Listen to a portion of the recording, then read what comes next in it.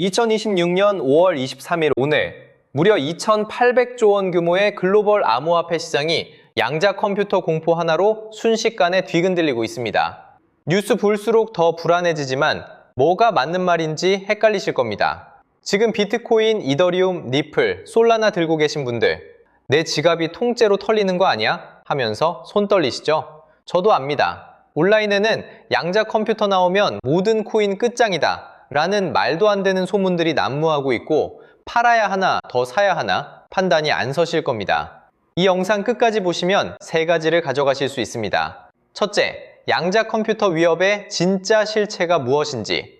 둘째, 왜 비트코인부터 솔라나까지 이 네 가지 코인이 양자 컴퓨터가 나와도 무너지지 않는지 그 구조적 이유. 셋째, 지금 이 공포 속에서 내 포트폴리오를 어떻게 점검하고 대응해야 하는지입니다. 자, 그럼 언론에서 말하지 않는 진짜 팩트부터 체크해 볼까요? 먼저 양자 컴퓨터가 실제로 얼마나 위협적인지 구체적인 숫자로 보겠습니다. 비트코인이 사용하는 SHA-256 암호화를 실제로 뚫으려면 약 4,000개 이상의 안정적이고 오류 없는 논리 큐비트가 필요하다는 게 MIT와 케임브리지 대학 공동 연구팀의 결론입니다. 그런데 지금 전 세계에서 가장 앞선 양자 컴퓨터가 몇 큐비트냐고요? 구글의 윌로우 칩이 고작 105 큐비트예요. 에베레스트 정상과 동네 뒷산을 비교하는 것과 같습니다. 게다가 큐비트 숫자만 늘린다고 되는 게 아니에요. 양자 컴퓨터는 외부 환경에 극도로 민감해서 온도, 진동, 전자기파 하나에도 오류가 발생하는데 이걸 수정하는 오류 정정 기술이 아직 걸음마 수준입니다. 즉, 지금의 공포는 실체보다 수십 년 앞서 달려가는 과잉 반응이라는 겁니다. 그렇다면 이게 진짜 끝을 의미할까요? 여기서부터가 진짜 핵심입니다. 단기적으로는 분명 충격이 올 수 있어요. 시장은 팩트보다 심리에 먼저 반응하는 구조거든요. 하지만 중장기 그림은 완전히 다릅니다. 왜냐하면 암호화폐 생태계는 이미 이 위협을 알고 있고 조용히 그리고 빠르게 대응을 시작했기 때문입니다. 미국 국립표준기술연구소 NIST가 2024년에 공식 발표한 양자내성 암호화 표준이 있어요. 쉽게 말하면 양자 컴퓨터가 아무리 강력해져도 뚫을 수 없는 새로운 자물쇠를 만드는 기술입니다. 그리고 비트코인, 이더리움을 포함한 주요 블록체인 개발자 커뮤니티는 이 표준을 기반으로 업그레이드 준비를 이미 하고 있어요. 댐이 무너지기 전에 더 높고 두꺼운 댐을 짓고 있는 겁니다. 결론적으로 위협이 현실화되기 훨씬 전에 방어막이 먼저 완성되는 구조라는 거예요. 그렇다면 각 코인이 구체적으로 어떻게 대응하고 있는지 하나씩 살펴볼까요? 비트코인부터 보겠습니다. 비트코인은 변화가 느리다는 비판을 받기도 하지만 사실 이게 보안 측면에서는 오히려 강점이에요. 가장 중요한 건 비트코인 주소 구조 자체에 있습니다. 비트코인 주소는 공개 키를 한 번 더 해시 처리한 형태로 되어 있어서 한 번도 사용하지 않은 주소는 공개 키 자체가 외부에 노출되지 않아요. 양자 컴퓨터가 공개 키를 분석해서 개인 키를 역산하려 해도 공개 키가 없으면 시작 자체가 안 되는 구조입니다. 게다가 비트코인 개발자 커뮤니티는 이미 양자내성 서명 방식 도입을 논의하고 있고 과거 세그윗, 템루트 같은 큰 업그레이드를 성공적으로 해온 경험이 있어요. 이게 비트코인의 이야기였고요. 이더리움은 상황이 더 흥미롭습니다.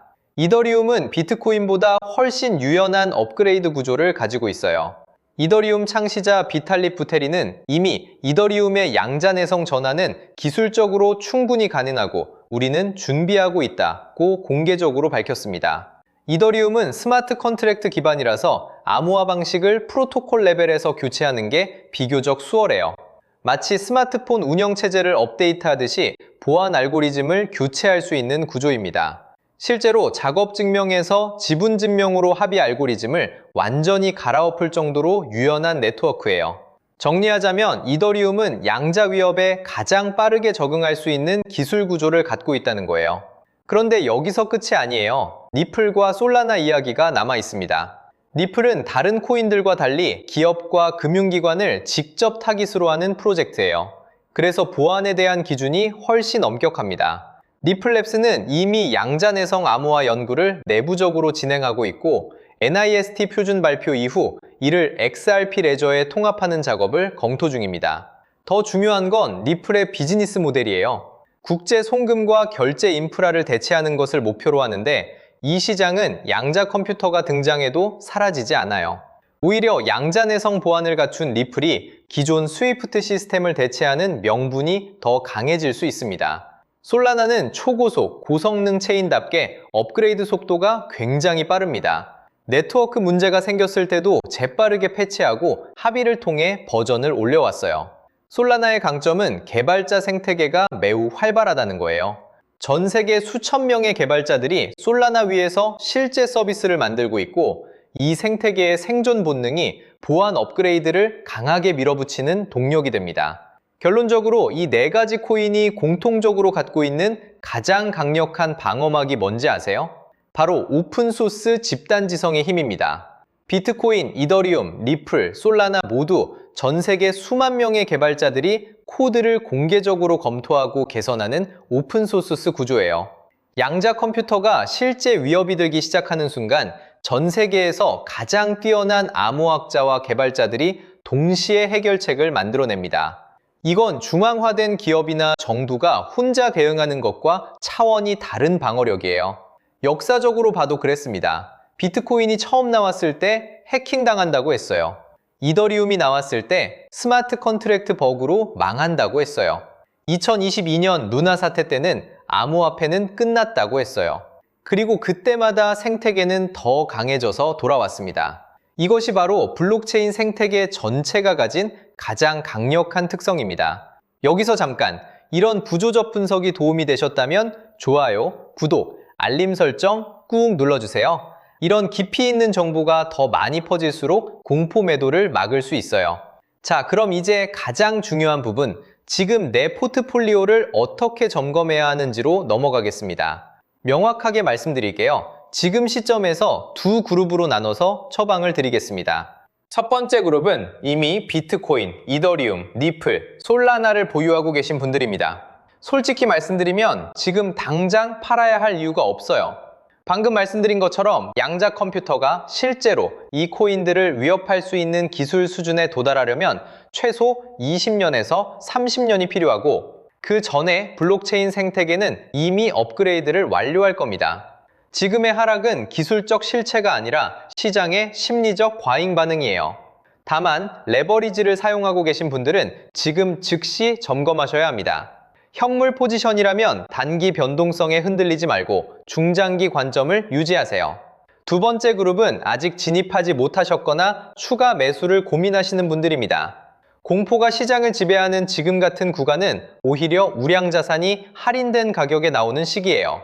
한 번에 전부 사라는 게 아닙니다. 총 투자 금액을 3번에서 5번으로 나눠서 분할 매수하는 전략이 이 구간에서 가장 합리적입니다.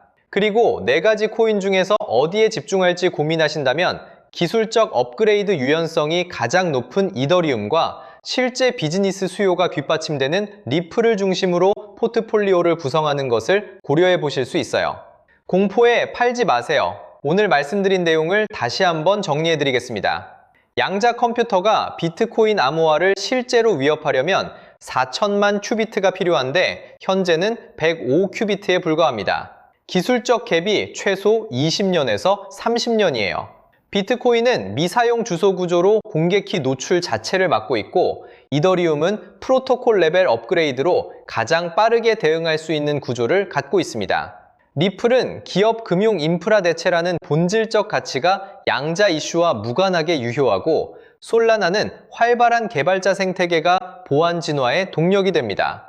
그리고 4가지 모두 오픈소스, 집단지성이라는 가장 강력한 방어막을 공유하고 있어요. 위협을 이해하고 그 위협이 실제로 얼마나 먼 이야기인지를 알고 생태계가 어떻게 대응하고 있는지를 아는 사람이 공포 속에서도 올바른 판단을 내릴 수 있습니다. 양자 컴퓨터는 암호화폐를 파괴하는 종말의 칼이 아니라 이 네트워크들이 한 단계 더 진화하게 만드는 압력에 가깝습니다. 그러니까 너무 걱정 마시고요. 오늘 영상 도움이 조금이라도 되셨다면 구독과 좋아요 부탁드리고 다음 시간에 뵙겠습니다.